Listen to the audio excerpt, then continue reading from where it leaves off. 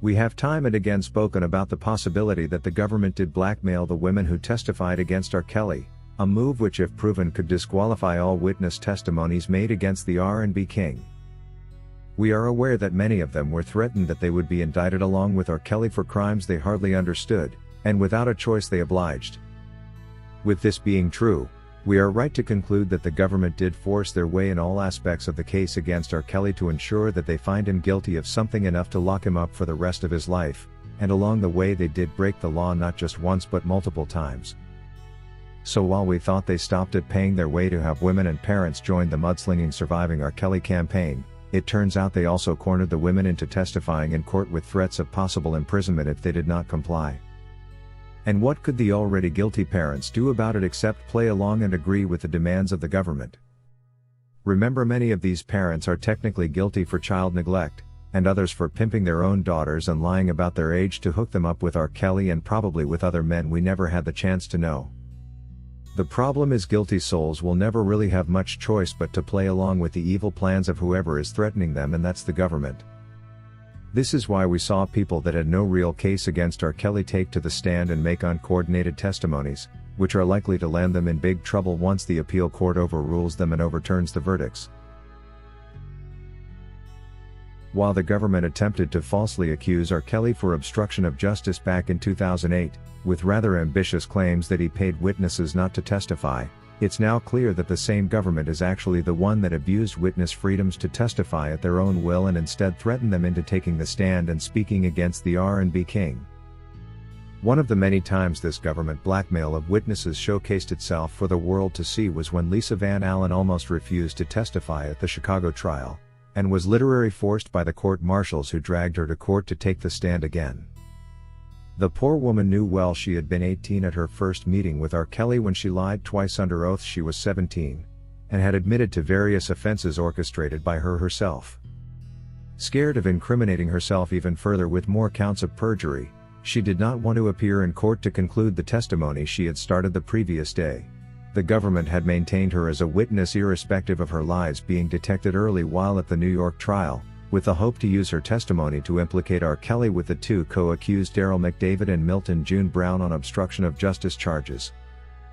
Because she knew well this was all a lie and therefore a losing battle for the government, she knew well Darryl McDavid's legal team was going to rip her apart, and was even more afraid of having to face Jennifer Bonjean in a cross-examination. She finally testified but eventually, as expected, lost the argument when R. Kelly and the two co-accused were found not guilty and duly acquitted of the obstruction charges.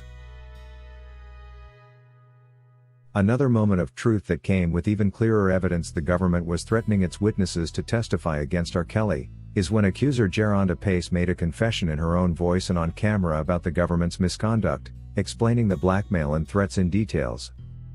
According to Jerhonda, when she succumbed to the government pressure the first time and testified, she thought she was done and it was all over, but the greedy government was not done with her yet. And according to her, they still demanded that she again helps them pin down R. Kelly in Chicago just like she did in New York, still on their terms. The shameless government did not hesitate to send Homeland Security to intimidate her with threats she would be arrested and indicted falsely like they did R. Kelly. Jerhonda described it as the catch-22 situation it truly was. Take a look. Absolutely regret. And that is speaking out against R. Kelly and just coming forward and telling my story. It has been so stressful. I absolutely hate that I even decided to be strong and tell my story, because my life has not been the same. Nothing about my life has been the same. I haven't had a peace of mind or anything. I've been so stressed out about all of this. And I thought that once I told my story and filed charges and went through the trial and I testified and he was found guilty, I was like, okay, that's the end of it. I can finally close that chapter and just be done and move on. Now it's finally in my past. I can, officially just start healing. I just officially wanted to heal.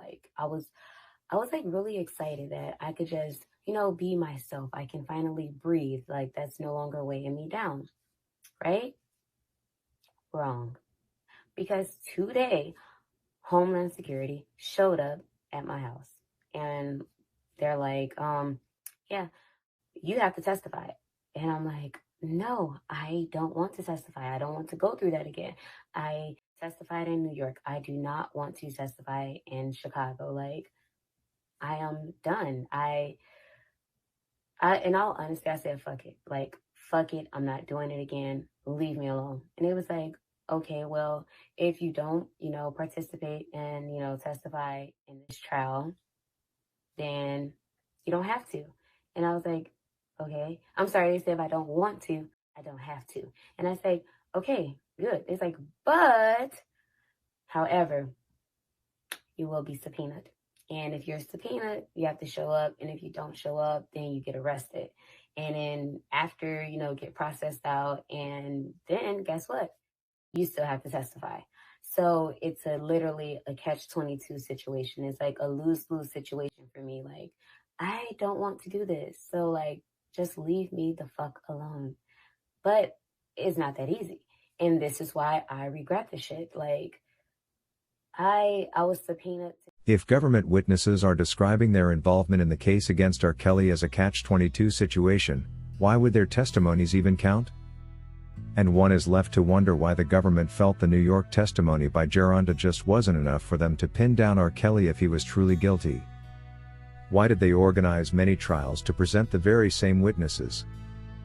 This evidence showing witnesses were being forced to testify under duress should be basis enough for the appeal court to overturn whatever guilty verdicts the trial courts concocted, because just like forced confessions during police interrogations, testimonies made under duress by a third party do not reflect the truth of the matter and may lead to wrongful convictions, which they certainly made. The government ought to come clean on this matter and admit they threatened all their witnesses who would in normal circumstances have chosen not to testify against R. Kelly for the truth they know. No wonder pictures of government prosecutor Gloria Allred show her accompanying the so-called accusers everywhere they went and at all press conferences, and watching them eyeball to make sure they remained on track with the game against R. Kelly, and to ensure they sold the government narrative perfectly well like they were coached to do. Thank you for watching today's video, a production of LFN Media, giving you another perspective of issues at hand. We make it our business to keep you updated with the truth amidst the cloud of lies the media wants you to believe. It is therefore important to subscribe to this channel, hit the bell icon and allow all notifications so that you don't miss out whenever we publish a new video.